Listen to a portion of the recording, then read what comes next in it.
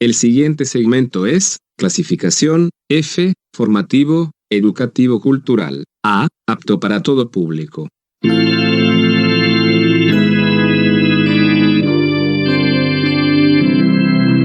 Bienvenido a Hora de Estudio Bíblico con nuestro maestro el Dr. Lehman Strauss. Este estudio es el resultado del tiempo personal con el Señor, el ministerio pastoral y la experiencia en conferencias bíblicas del Dr. Lehman Strauss. Él nos instruye y alienta con la enseñanza de la palabra de Dios. Ahora, el Dr. Strauss. Muy bien, gracias a Dios por un nuevo día, una nueva oportunidad. Gracias también a ustedes, queridos oyentes, que están allí acompañándonos en nuestro estudio bíblico. Vamos a orar a Dios comenzando en esta oportunidad. Amado Padre, te agradecemos en este día por habernos dado tu palabra. Te pedimos que al estudiarla seamos guiados por el Espíritu Santo. Te pedimos por la guía del Espíritu, ya que sabemos que el intelecto humano no puede comprender la palabra de Dios sin la ayuda de Dios. Y Señor, necesitamos esa guía. Bendice a todos los que están escuchando hoy. Ayúdanos a ver la verdad en este capítulo y lo que tú quieres enseñarnos. Que no nos perdamos las lecciones de la vida que tú tienes para nosotros en este día. Te lo pedimos en el nombre del Señor Jesucristo. Amén. Muy bien, vamos a considerar a partir de hoy Génesis capítulo 6. Pero antes, para comprender bien el capítulo, quiero darles un breve repaso de algunas cosas muy importantes que vimos allí en el capítulo 5. Génesis capítulo 5 registra al primer hombre que caminó con Dios. Su nombre era Enoc. Y Enoc caminó con Dios en una época en la cual el mal prevalecía. Enoc seguramente vio toda la maldad porque vivía en medio de ella y él era parte vital de esa gente. Pero algo maravilloso sucedió en Génesis 5:21. Dice, vivió Enoc 65 años y engendró a Matusalén. En otras palabras, a los 65 años llegó a ser papá. Y ese fue el punto de inflexión en la vida de Enoc. Porque Enoc durante esos 65 años vio la dirección en la cual el mundo se dirigía y la dirección hacia donde Dios se dirigía, el juicio. Entonces, cuando nació su hijo, el nombre de su hijo marcó un gran significado para su vida y toda la gente. El significado de su nombre era muy importante. La palabra Matusalén significa cuando muera, vendrá. Cuando muera, vendrá. Dios le había revelado a Enoc que cuando ese niño muriera, cuando ese ser humano muriera, el juicio vendría sobre la tierra. Así que Enoc vio hacia dónde se dirigía Dios y sabía que cuando su hijo muriese, marcaría el comienzo del juicio de Dios que había anunciado. En el programa anterior también leíamos en el libro de Judas. Vamos por un momento a esa pequeña epístola, allí justo antes de Apocalipsis. Leemos en esa pequeña carta, versículo 14. De estos también profetizó Enoc, séptimo desde Adán, diciendo, he aquí vino el Señor con sus santas decenas de millares, para hacer juicio contra todos, y dejar convictos a todos los impíos de todas sus obras impías que han hecho impíamente, y de todas las cosas duras que los pecadores impíos han hablado contra él.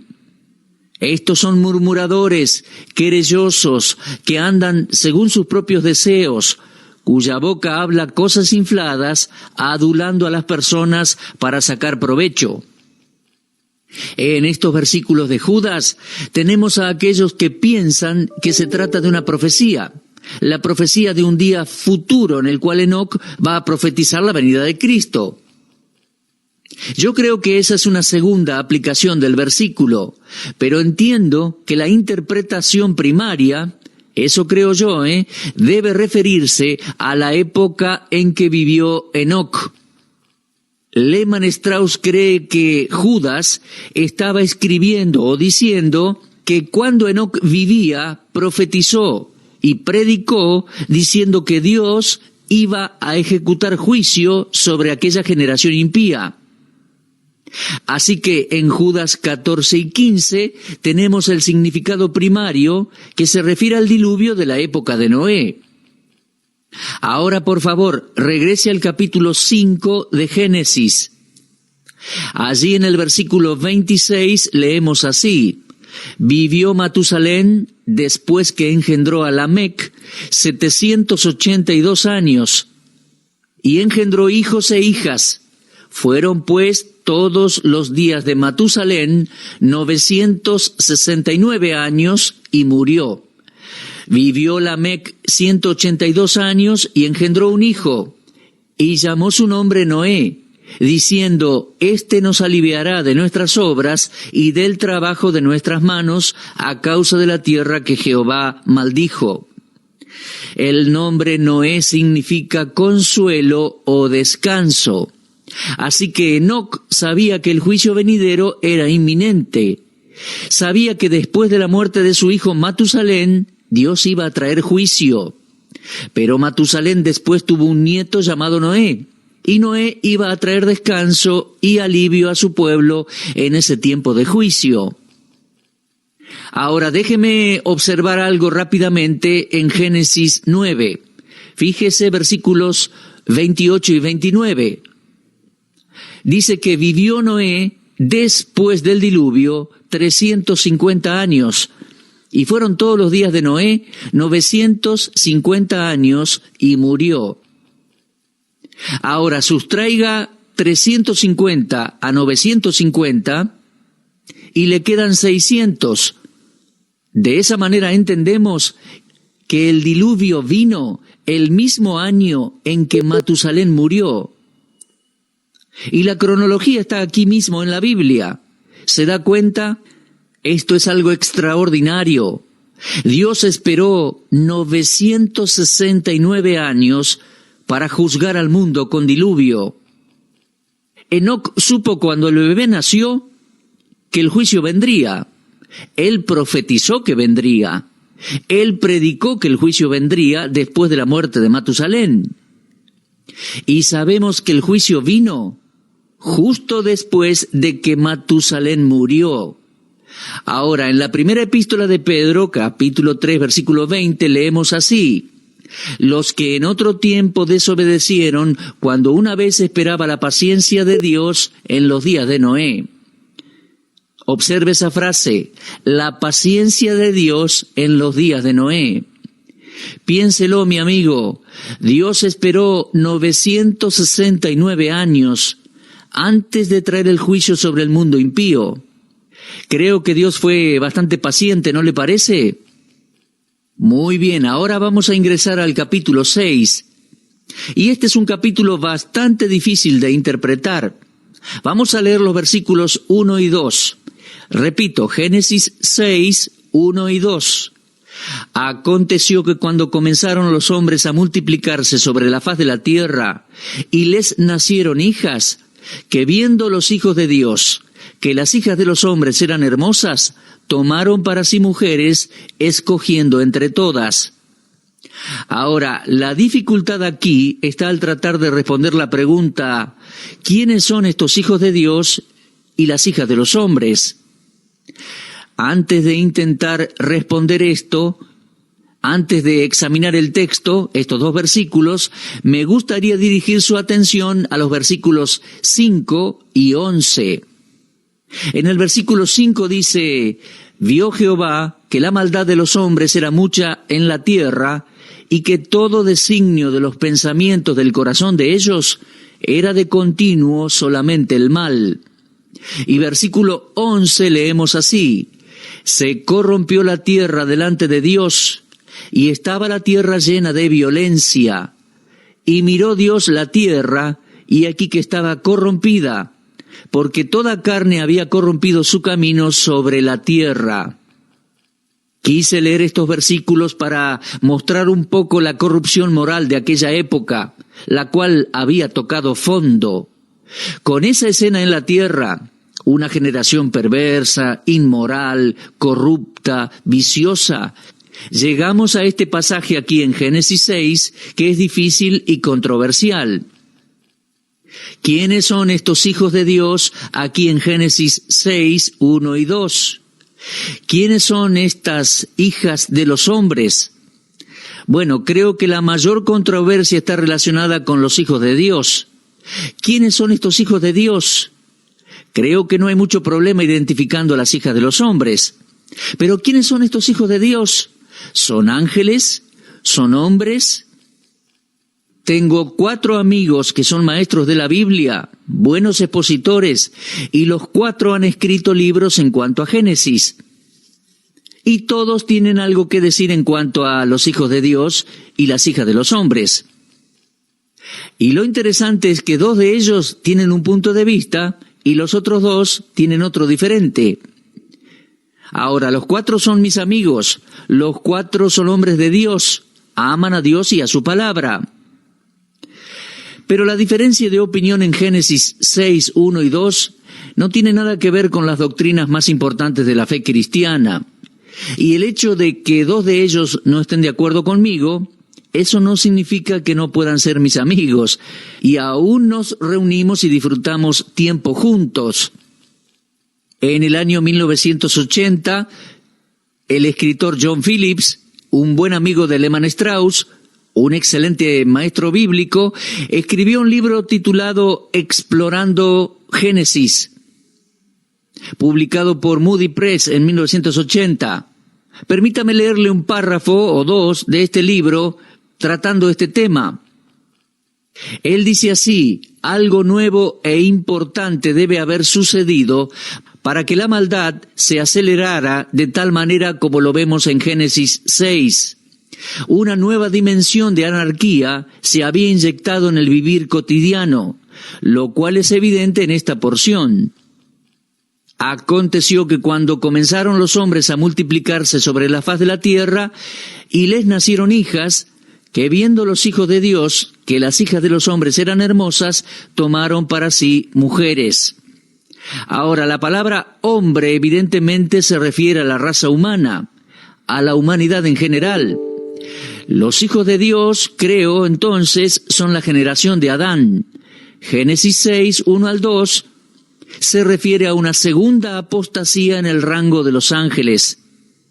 Una hueste de ángeles ya había seguido a Lucifer en la rebelión inicial contra Dios, y ahora algunos de esos ángeles caídos cayeron aún más bajo, desafiando los límites de Dios, y según Judas 6, fueron tras la carne.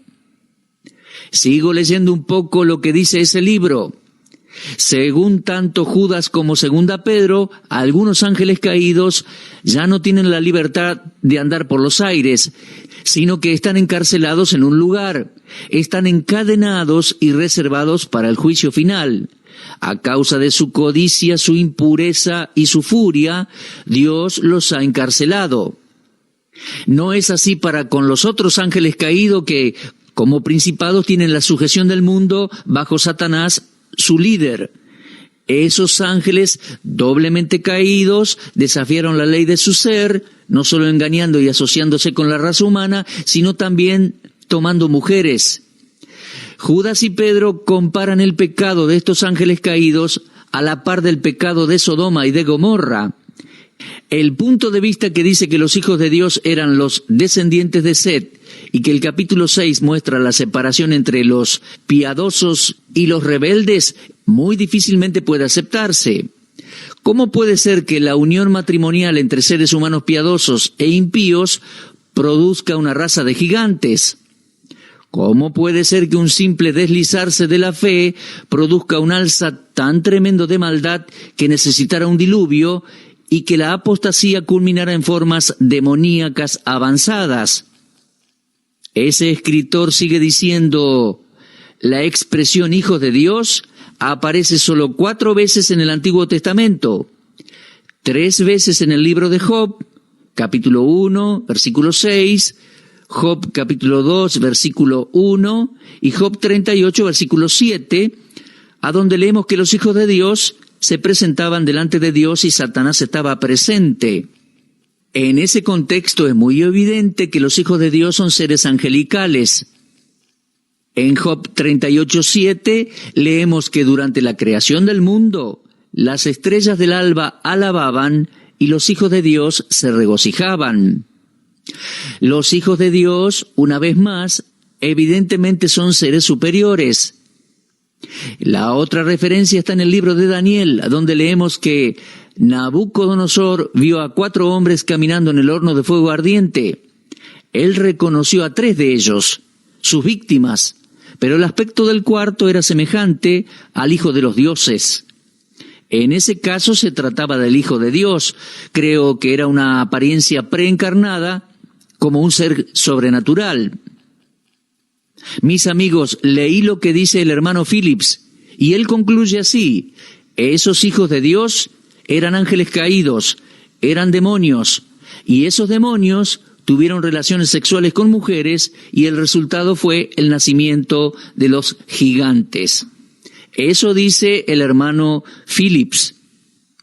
La verdad es que Lehmann Strauss no está de acuerdo con lo que mi amigo dice.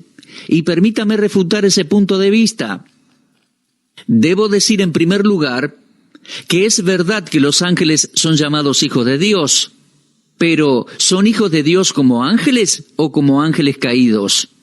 Si son ángeles caídos, no son más hijos de Dios, son demonios. Los ángeles son llamados hijos de Dios, creo yo, antes de haber caído. Todos los ángeles que cayeron son llamados demonios en la Biblia. Los ángeles caídos y malvados nunca son llamados hijos de Dios, sino demonios. Ahora, los ángeles buenos son llamados hijos de Dios, jamás van a cometer pecados. ¿Cómo puede ser que un ángel bueno, un hijo de Dios, un ángel no caído, cohabite con mujeres y produzca maldad? Creo que si hicieron eso, ya no son hijos de Dios, sino que serían demonios. Ahora bien, mi amigo el doctor Vernon McGee está de acuerdo con este punto de vista y yo concuerdo absolutamente con él. Los hijos de Dios no pudieron ser demonios. Creo que no son ángeles, no son ángeles. En Job 1:6 y 2:1, Phillips usa estos versículos para intentar probar que los hijos de Dios fueron los seres espirituales que mantuvieron relaciones con mujeres y de esa manera produjeron gigantes. Pero fíjese lo que dice Job 1:6. Un día vinieron a presentarse delante de Jehová los hijos de Dios, entre los cuales vino también Satanás. Y capítulo 2 dice: aconteció que otro día vinieron los hijos de Dios para presentarse delante de Jehová, y Satanás vino también entre ellos, presentándose delante de Jehová. Bueno, permítame preguntarle algo. ¿Satanás es un hijo de Dios? Después de haberse convertido en Satanás, por supuesto que no.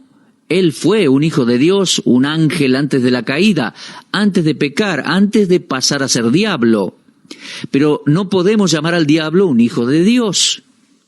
Lo que estamos leyendo aquí en el libro de Job, creo que es que los ángeles se presentaron delante de Dios, los ángeles no caídos, y Satanás vino entre ellos. Pero creo que no podemos decir que Satanás es considerado en el texto un hijo de Dios. Entiendo que los ángeles que no cayeron son hijos de Dios. Los demonios nunca son llamados así. En Job 38:7 leemos: cuando alababan todas las estrellas del alba y se regocijaban todos los hijos de Dios. Y creo que Satanás aquí no está presente.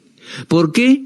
Porque aquí los hijos de Dios se regocijan durante la creación. ¿Estaría Satanás regocijándose y adorando a Dios, dando gloria a Dios por su creación? Creo que no. Entonces, creo que tenemos que tener cuidado al tocar esos textos en el libro de Job. Ahora, en el libro de Daniel, y nuestro hermano Phillips usa esta escritura para apoyar su enseñanza de que los hijos de Dios en Génesis son demonios, en Daniel 3, versículo 25 leemos: Recuerda, los 3 hebreos, Sadrac, Mesac y Abednego, fueron arrojados al horno de fuego. Y cuando el rey Nabucodonosor miró dentro del horno, dijo: «He aquí yo veo 4 varones sueltos. Se pasean en medio del fuego sin sufrir daño alguno. Y el aspecto del cuarto es semejante a hijo de los dioses». Ahora, Nabucodonosor usa ese término, hijo de los dioses, que se asemeja a hijos de Dios. Pero aquí, creo yo, se trataba de una teofanía, una aparición de Cristo antes de su encarnación. Y fíjese por favor Daniel 3, versículo 28. «Bendito sea el Dios de ellos, de Sadrac, Mesac y Abednego, que envió su ángel y libró a sus siervos». Ese era el ángel de Jehová. No se trataba de un demonio, así que yo no veo cómo uno puede tomar ese pasaje de Daniel 3 y asociar esa frase con los hijos de Dios en Génesis 6.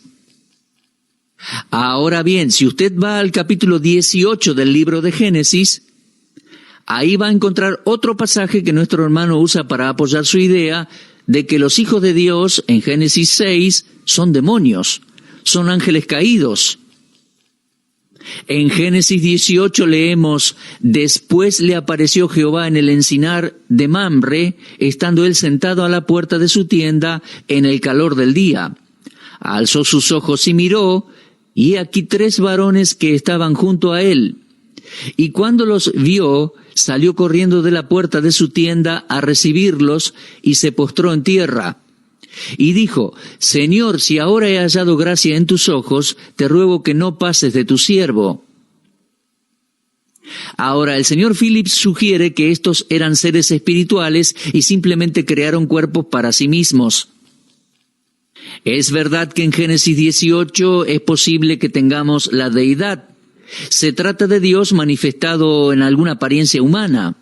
Pero sugerir que los demonios pueden crear cuerpos implicaría que los demonios pueden crear vida, y eso no es así.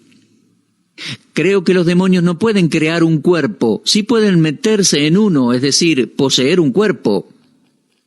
Ahora, estábamos viendo el libro de Judas hace un momento. Si puede usted ir ahí nuevamente, libro de Judas, versículo 6, allí leemos: «Y a los ángeles que no guardaron su dignidad, sino que abandonaron su propia morada», dice allí. ¿Lo puede observar? Cada ángel llegó a caer dejando su morada, la morada que Dios le había creado. Y cuando un ángel se hace demonio, rompe con Dios, deja su morada, y por lo tanto debe buscar otra morada.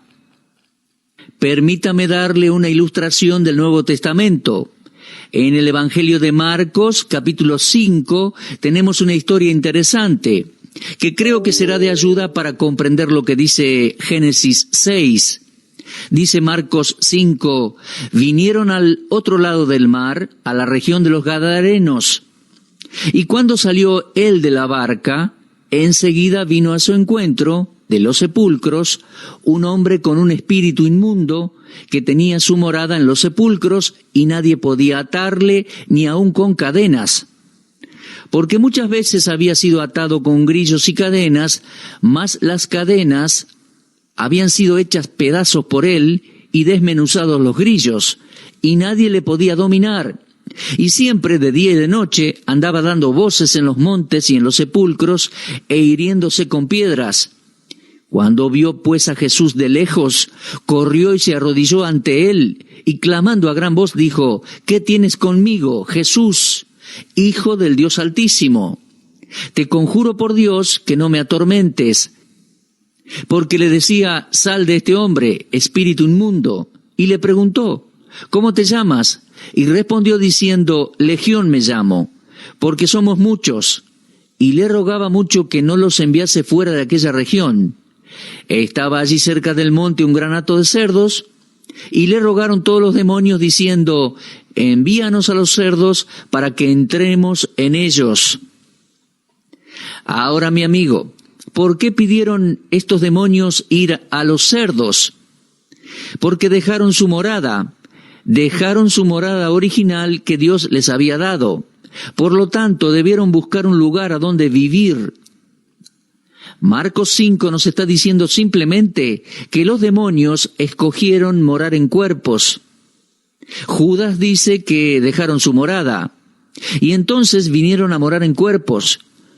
Ahora, ellos no podían morar en el cuerpo de un hombre de Gadara porque Cristo los había sacado. Y ellos se conformaron con ir a los cuerpos de esos cerdos. Ahora, es verdad que los demonios buscan una morada, pero los demonios no pueden crear cuerpos, no son los autores de la vida. Así que Lehmann Strauss no puede aceptar ese punto de vista que dice que los hijos de Dios eran demonios que tuvieron relaciones sexuales con mujeres. Bueno, mis amigos, vamos a tratar este tema con un poquito más de extensión y profundidad en nuestro próximo estudio, porque recién estamos comenzando el capítulo 6. Entonces, vamos a tomar un tiempo para tratar de explicarlo bien y dejar bien en claro quiénes eran los hijos de Dios y quiénes eran las hijas de los hombres. Hacemos una pausa por hoy. Les sugiero que lean en su casa todo el capítulo 6 de Génesis. Y Dios mediante, vamos a continuar nuestro estudio en nuestro próximo programa. Será hasta entonces y que Dios les bendiga muchísimo. Usted estuvo escuchando Hora de Estudio Bíblico con el maestro el doctor Lehmann Strauss. Si desea escuchar una vez más este mensaje, visite nuestra página en la internet www.bbnradio.org. Le dejamos la invitación para que el día de mañana nos acompañe aquí, en este mismo horario y punto del dial. Hora de Estudio Bíblico es una producción de BBN.